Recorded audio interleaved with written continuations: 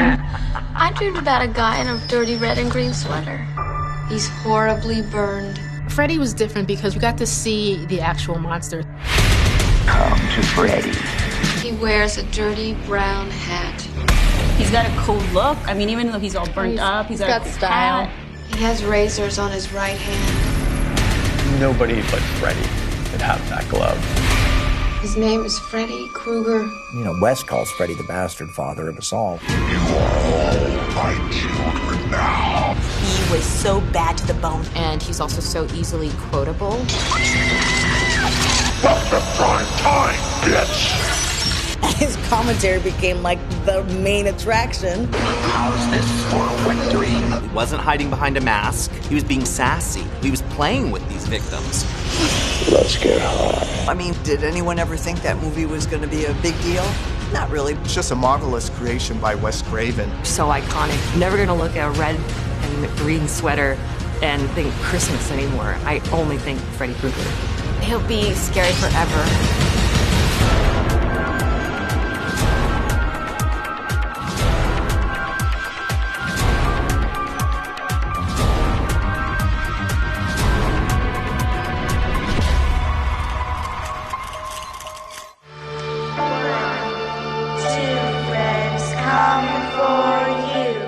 When Nightmare on Elm Street came out in 1984, no one was really expecting it. Freddy just came out of the blue, and it's like, what the F is this? 3, 4, better lock your door.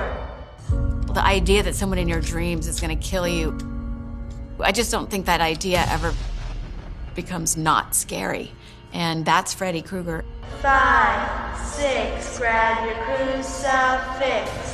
Freddy is a demon, he is a spirit, he is unknowable and unstoppable because he doesn't exist in our realm. 7, 8, gonna stay up late. Freddy likes to torment his victims with whatever their particular flaw or fear is. He likes to exploit that. 9, 10, never sleep again. Freddy operates on a lot of levels as a character, as a symbol. He's whispered about, and he's hinted at. The children have heard of him. He was a filthy child murderer who killed at least 20 kids in the neighborhood. The specter has infiltrated their imaginations. He's manifested in the dreams and in the nightmares. Whatever you do, don't fall asleep. And that's where he can do his damage.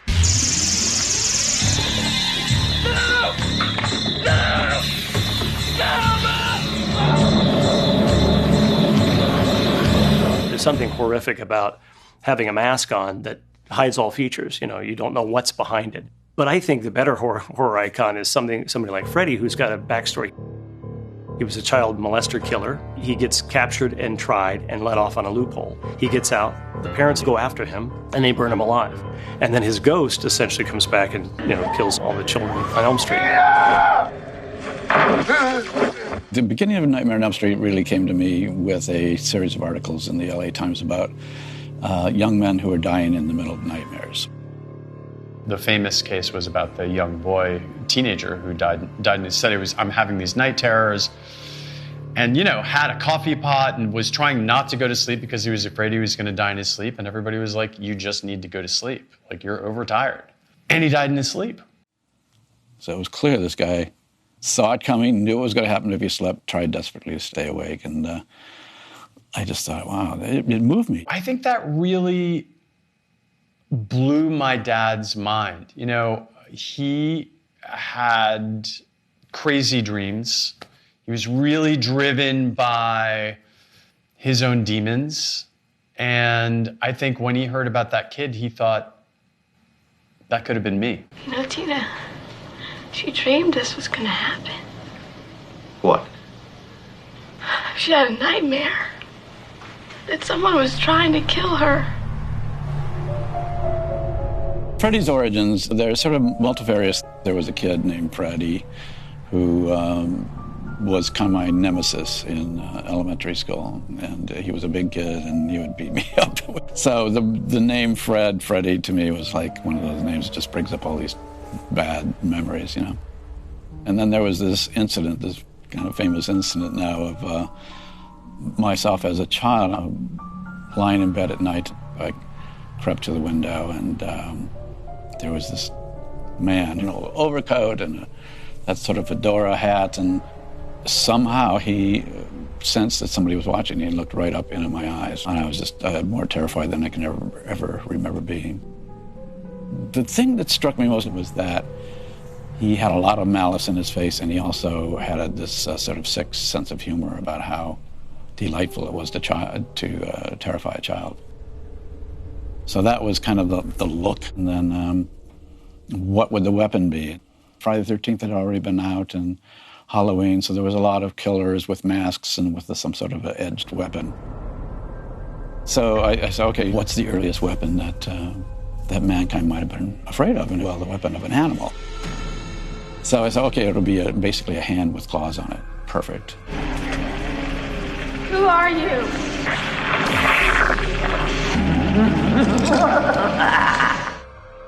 Wes described it to me as something that he could make in a boiler room. I kind of knew what that meant. This guy was going to be a tinker. He was going to be able to work with copper and steel. He was going to be good at soldering and welding. So that sort of gave me an idea. Probably going to go brass or copper. Partly because of the look, partly because of the way you can work it. I did a little sketch for him and kind of showed him how it would work. He said, fine, let's pursue this. I figured out where the joints really needed to be. What's the articulation going to be like? They have to be as articulate as your hand is. We went through a lot of different shapes on the knives. Everything, to like cut down buck knives to all sorts of different things. A lot of them were way too heavy. A lot of them were curved the wrong way. They couldn't be turned upside down, but we were still, tiger claw, long fingernails. He kept making this gesture. And so that meant to me that this curve had to go this way. It wasn't going to do this. It was going to do this. We made one hero, one medal. We made a stunt glove that was basically all plastic, and it had wooden blades, so they break off. We made a stunt glove with plastic blades that had like mylar on the fingers that you saw in all the background shots. And then we made one glove that was metal with plastic blades that he would use anytime he was just far enough off camera, or the stunt coordinator wanted something that was close enough, but that wouldn't hurt anybody. But there was only one metal version. It wasn't designed to be an icon. It was just designed to be a tool for this character, and instead, he became an icon with this thing. I just loved it so much. On one level, the claw extends Freddy. It extends his anger, his revenge. It's a little larger than life. I think all those elements have combined to kind of make it a symbolic hand of evil. It's such a powerful idea and a powerful image because we haven't really seen anything like that before. We've seen claws, and we've seen sharp knives, and we've seen chainsaws, and we've seen everything else. But we haven't seen that extension of the person doing the killing become like a part of them.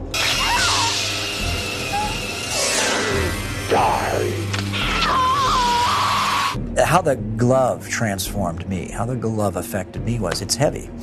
And when I put it on, one shoulder dropped a bit, like this. And it affected my movement, and it affected my posture. And I immediately thought, it's like having a holster. It's like reaching for the gun. So that posture became signature for Freddy Krueger. The first time that Robert put the glove on, and he sort of hurt himself, cut himself a little bit, what everybody did. And he goes, ow. And then he goes, and we were like, cool, good to go. It's like, and that was just his face, no makeup. Well, the interesting thing about Freddy is he was originally conceived as a dirty old man. They wanted a very big man to play the part, and he was to be mute. He wouldn't speak at all. David Warner was one of the actors they were talking to about it. He was thought of as this much older character. And I went in And I was sort of in my punk rock stage at that time. My hair was a lot blonder, and I penciled circles under my eyes, and I wore all black. And I played a staring game with director Wes Craven as he told the story to me. And he was able to put himself into the position of being evil. And it brought out that wonderful thing about Freddy of it's the guy on the sidewalk frightening the kid. I did kind of get what he was going for. You know, we were on the same playing field with our understanding. So I said, okay, fine, just might not work, but I will try it with this younger guy. And the rest was makeup, you know, and once the makeup was on him, you didn't know how old he was anyway. And I was like, duh, what was I thinking? And then you add that makeup to him. There's something about that. He really is the epitome of the serial killer turned horror icon because he does not hide behind a mask. He is himself. Please, God. This is God. In the original script, he's hideously burned and disfigured. I mean, it's less than $2 million budget. You've got to reproduce it 25 times over the course of your schedule. I think that what they came up with, based on the structure of Robert Englund's face, is brilliant, and it's so iconic. I worked on Nightmare on Elm Street 1 in Dave Miller's garage. So I got to see how the makeup was designed, which was very clever. It was a 2-layer application. The first layer that went on Robert's skin was all this burned flesh, but over that was an additional layer of almost like melted cheese on pizza, stringy pieces that went over that you could look through to see the understructure. And it was like all new to me. I mean, it was an adventure, and part of me got a little scared, and it is rather claustrophobic the first time. The first time I saw Robert in the makeup, where I really got the full import of Freddy Krueger, was on the set in the scene where I'm in school and I go down the steps into the boiler room of the school and he comes out. Tina? And it hit me with full force, like that is a scary character.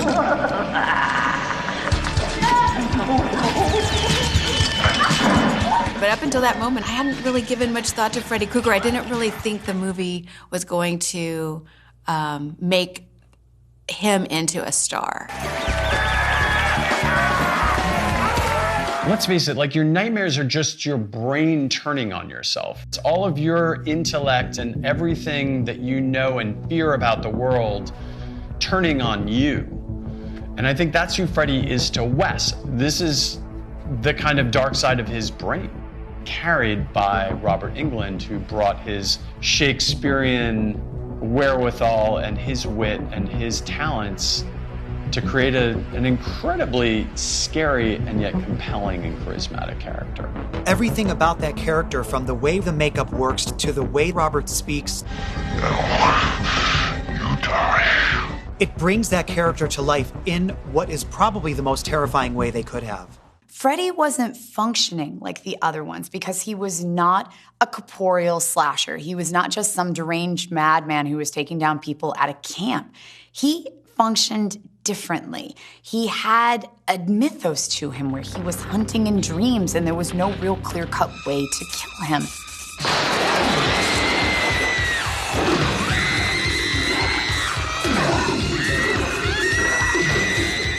And that was horrifying. Wes was always adamant about the fact that, the bad guy had to be as smart as the protagonist. And I think the thing about Freddy is that he's smart, so he's relatable and he's funny.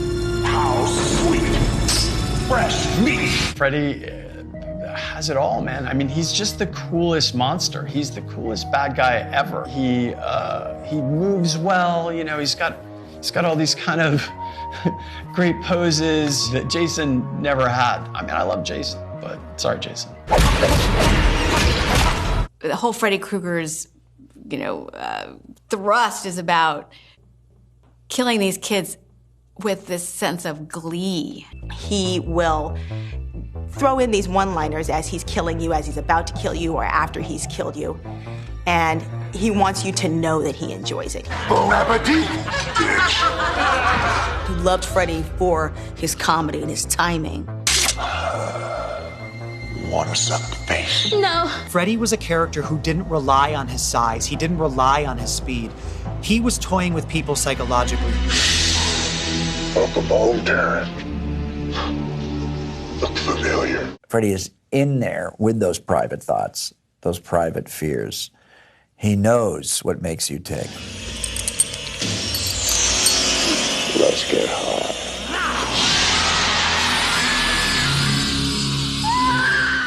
Freddy Krueger, more than any of the other icons, is much more personally involved with the people that he's killing. He gets to know them, he gets to understand them. Like, he puts a lot of time and energy into making the perfect nightmare. He's trying to kill you in a way that is going to terrify you the most. I want to draw some blood. As he searches for your weakness and he goes right and he finds it and he exploits it. This idea of like fucking with his prey. I'm your boyfriend now, Nancy. The key is that the movies take place in a dream. It is, in fact, the Nightmare on Elm Street. And everyone that sees it can identify with that. Everybody's had a bad dream, or a daydream, or a nightmare. It's interesting because in his world, in the dream world, he has free reign. He can do whatever he wants. But once he steps into the real world, it's like Home Alone. Nancy was able to set up all these traps. Like he's one of the sticky bandits.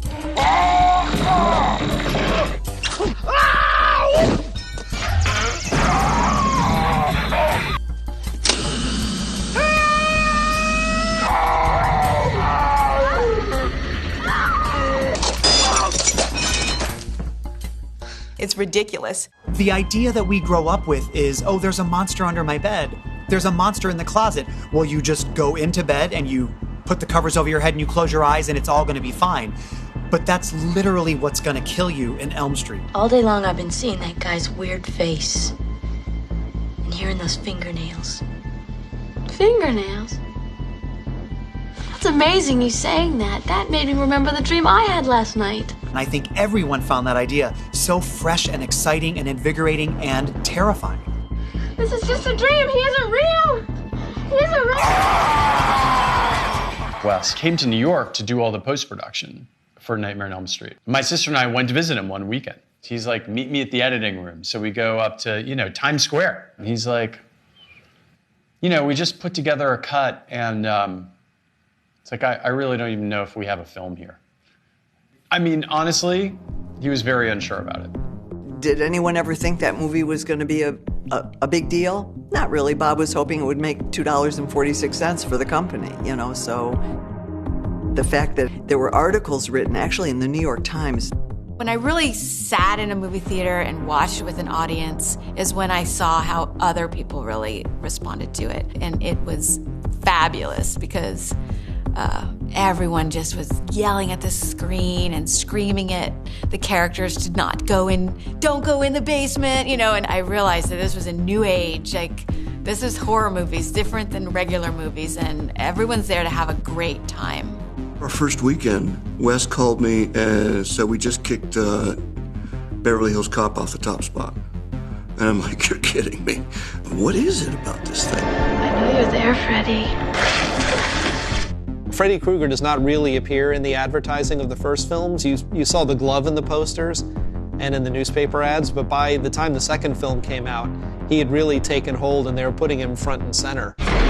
Watch out for him. He'll be in your neighborhood soon. A Nightmare on Elm Street, Part 2. It was obvious that Bob Shaye and New Line would want a sequel because the first film was such a success. It did so well. It set up this fantastic character, this incredible story, this great world. But there's a part of a lot of people that believes that maybe they didn't know enough of what they were getting into with regard to the character, with regard to the story. A successful film is one thing, but a character breaking through the way Fred Krueger broke through did not happen as quickly as maybe that movie went into production, which is why Freddy as a character is all over the place in Elm Street 2 compared to the first film. He's inside me. I'm scared. Jesse, who is doing this to you? Fred Krueger. With Part 2, you know, him being awake and Freddy kind of living inside of him and growing inside of him. It's almost more of a Hellraiser concept, and I think it didn't work. I think sometimes Nightmare 2 is unfairly dismissed. In Nightmare 2, Freddy's still really scary. In fact, it's actually one of the most disturbing movies I've seen, especially when I was young, because it was a body horror film. It's very Cronenbergian, emerging from the physical body of this young man. You're like, what are you doing? You know, there's something still dangerous about the character. When I got hired to do Nightmare 2, what I wanted to bring to the character was I wanted to give it more bone structure. I bought burn books, and I studied all this, the actual people who had been scarred completely from head to toe. And, you know, what I noticed was that some bone structure was coming through, cheekbones, brows, things like that. Sometimes the nose was gone. I kind of embraced that because I always saw Freddy sort of as a male witch. I'll get you, my pretty, and your little soul, too! He has the hat, you know, with a big wide brim. He's got, you know, fingernails sort of with a claw hand. And he's got sort of a hook nose. And I kind of went off of that and made it, you know, look more like a witch. We do a lot of promotions after part 2. So we would go in video stores, we'd go and Robert would sign a bunch of stuff. And he was getting big. And in New York City, they're incredible, great fans. I mean, they'll scream out, "Hey, Robert!" You know, they'll know us by his first name, you know, Freddy, you know. And I thought, you know, what is this? He kills kids, and these kids are all running to touch him, you know, and to say hi to him. So I think that's kind of when I knew something's up with this character. You got posters and magazine covers, and they started talking about, you know, consumer products and things like that. And they were going to be the launching pad for the next step, which of course was Dream Warriors. Nightmares. They have a way of coming back. A Nightmare on Elm Street 3, Dream Warriors. Everyone knew that because of this franchise, and particularly Dream Warriors, Freddy Krueger was cool. I said, where's the fucking bourbon? Wes Craven didn't really have much of a hand in Nightmare on Elm Street Part 2, but in Part 3, it's a fan favorite because we're seeing Freddy become a little more self-actualized as like this showman murderer.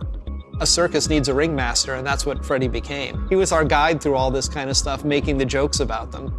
And people really responded to that. Welcome to prime time, bitch! He takes the chick and he puts her head in the TV. Pandemonium, screaming, laughing. I mean, it's just like, yeah. You went to see Freddy for those moments. It was still dark, but it had gone beyond revenge. There was a sense of enjoyment in the killing of the kids that was new to Freddy to me. It was like, it wasn't just to make amends for the past injustices that he felt, you know, had been perpetrated against him. Sorry, kid. I don't believe in fairy tales. Freddy is a world-class world builder. He takes full advantage of the powers that the Dream Demons have given him.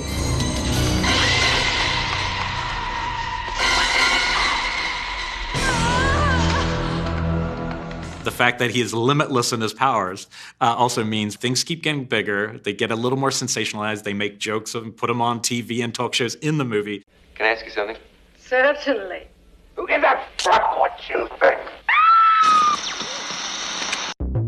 Freddy became this character that was like live on stage, like almost at all times. And as a drag icon, we can relate. We had catchphrases, and it was very like delivery like this.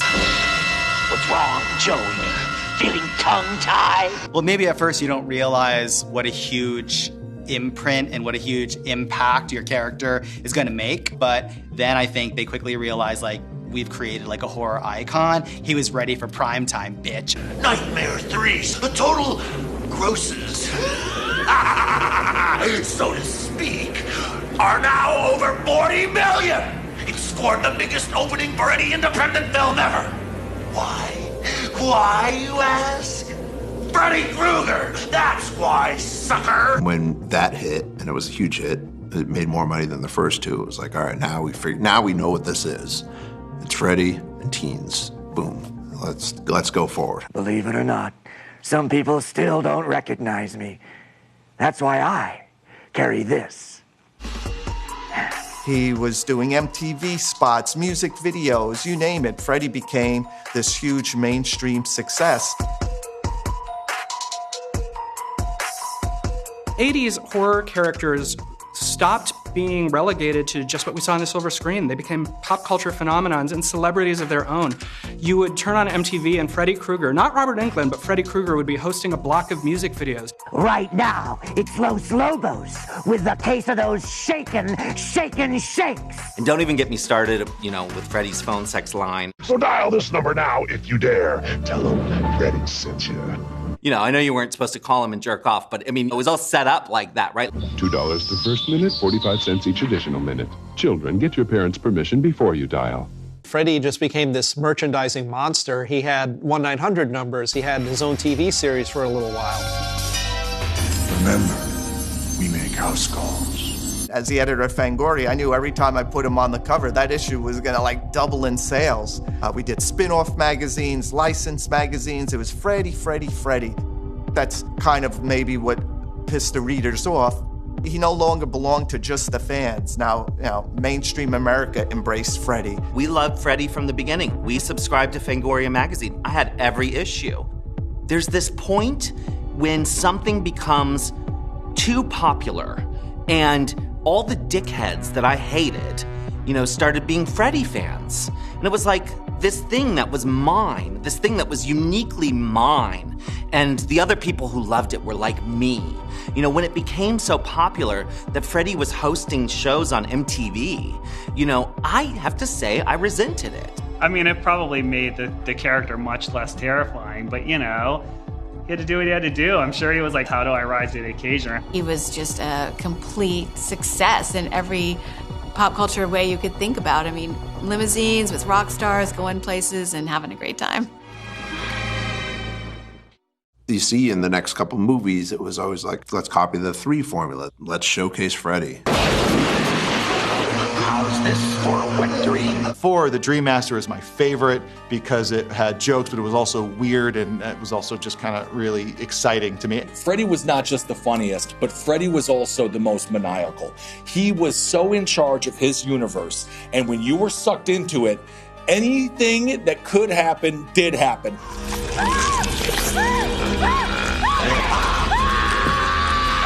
You can check in, but you can't check out.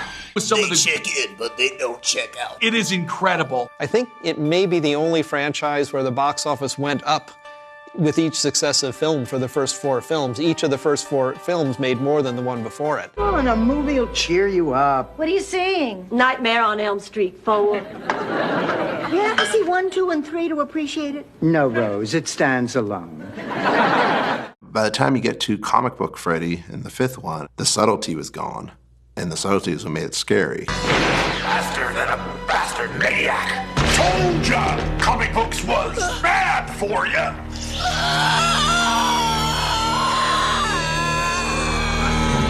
Who's ever had a dream where they were paper, and fighting, Superman? Like that, no one has that dream. I like Freddy's Dead because it's so silly and outlandish and so far off the beaten path. Freddy is at his most clownish in this film, and he's really taunting the teenagers that he's actually killing in it. Hey, Spence, let's trip out. Even when the movies get kind of bad, like the 6th one, there's the video game, sequence. Now I'm playing with power. There's the kid with the ear implant thing that is intensifying all the sounds.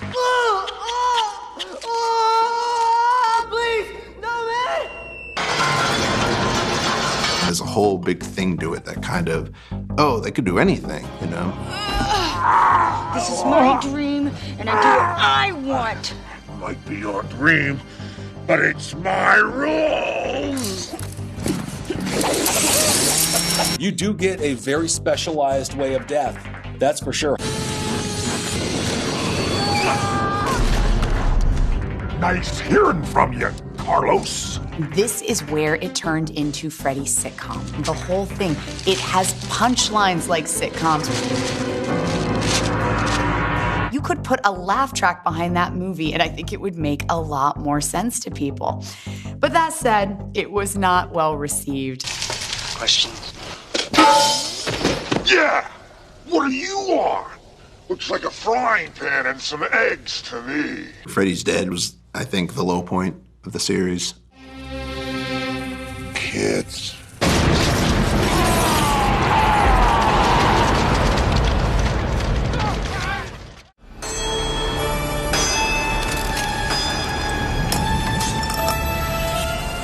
I got a call from Bob Shea out of the blue. He said, look, we killed Freddy. We said he was dead forever, but we thought maybe there's one more film there. And we wondered if you would like to come up with an idea.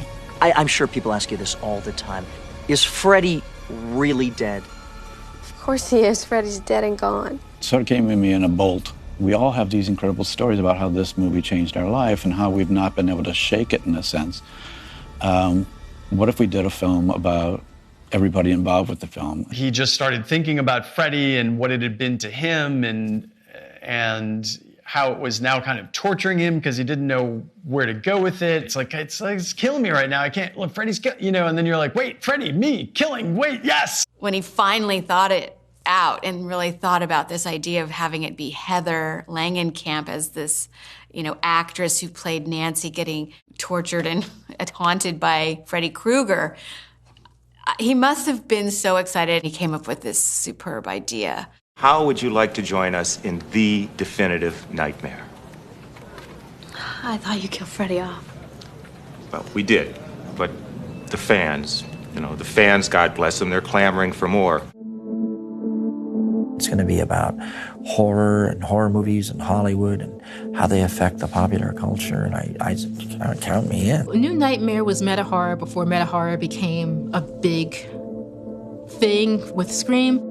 In the film, Freddy's not really Freddy. He's really this demon that's supposed to represent the loss of innocence. And this is a demon that just likes the idea of Freddy and wants to kind of mime him in order to break into the real world. But he has to use Heather Langenkamp in order to do it because she was the original person to defeat Freddy Krueger.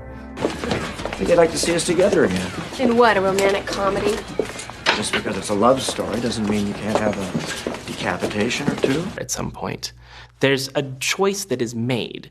Freddy is going to be fun, and we are going to have fun with these movies.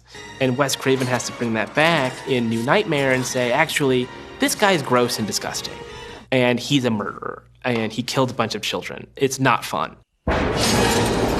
Miss me.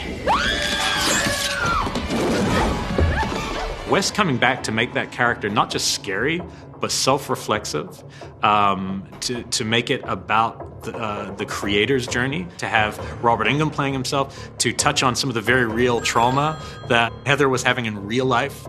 Hello? Freddy's coming for you! To channel all of that back into something that was such a big part of their lives, to try to reclaim that and put it in a movie and actually scare a new audience is pretty much unparalleled in these franchises. Freddy can break the fourth wall. He can come after the filmmakers. What the hell is going on here? Cut the effect! I think the concept of Freddy coming after the filmmakers and the actors is his second best sort of concept. It's really fun. I think the only way to stop him is to make another movie. You're gonna have to make a choice. Choice? What kind of choice? Whether or not you're willing to play Nancy one last time. It wasn't until Wes Craven's New Nightmare that I just genuinely felt like Wes had injected it with something really refreshing. Big ideas. That's where Freddy started getting interesting to me again. There was no movie. There was only her life. It's hard to argue that Wes Craven is not a requirement for a Freddy film when most people would agree that the three he had some involvement with, 1, 3, and 7, are the best ones. That makes me happy. I wonder if he felt that. I wonder if he knew that. I hope he did. Well, and then next one is where he fought Jason, and everybody came back, and it made more money than I am to that point. When I was alive, I might have been a little body, but after they killed me, I became something much, much worse. It was an epic battle. It's the Avengers. It was the Avengers before the Avengers. Oh, no!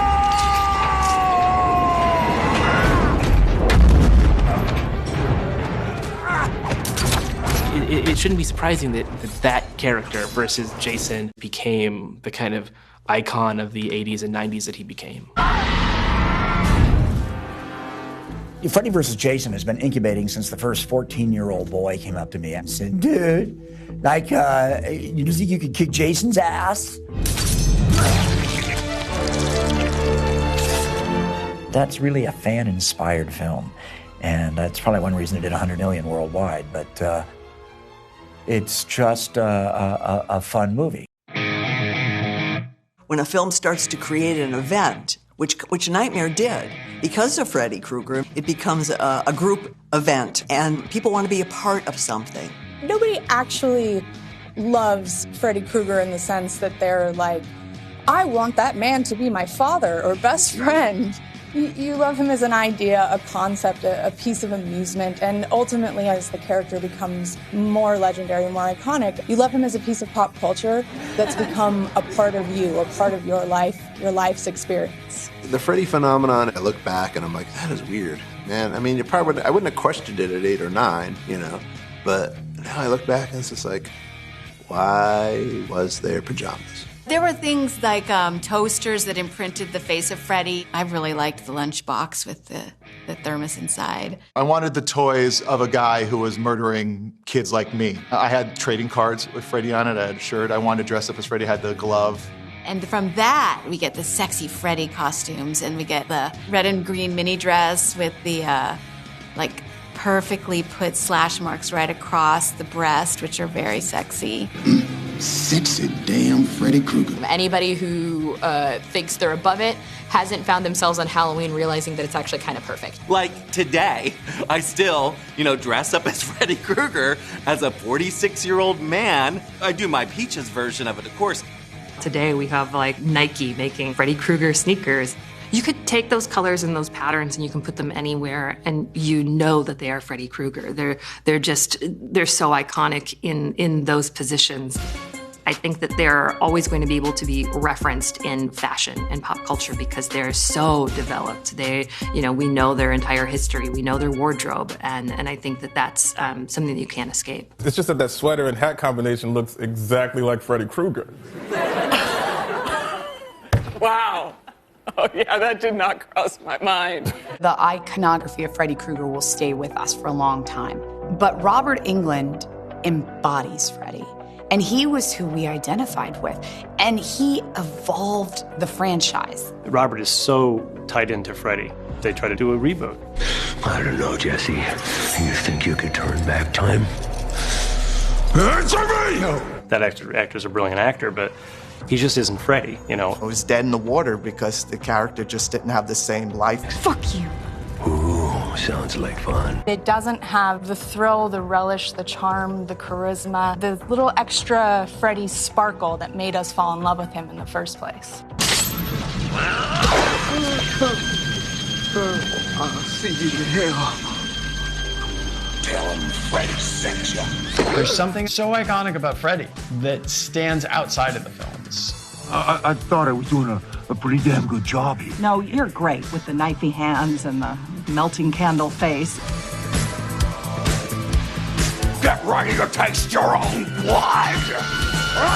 He can just pop up and you know who he is and you know what he stands for. He had a personality. It was just fun. There's a real hoot for you, Woodsy!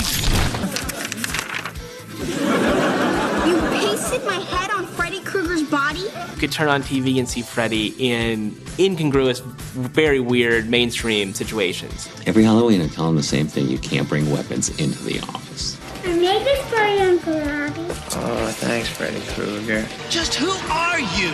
They call me Creepy Eddie, and I'm your worst nightmare. He just became like the friendly killer next door.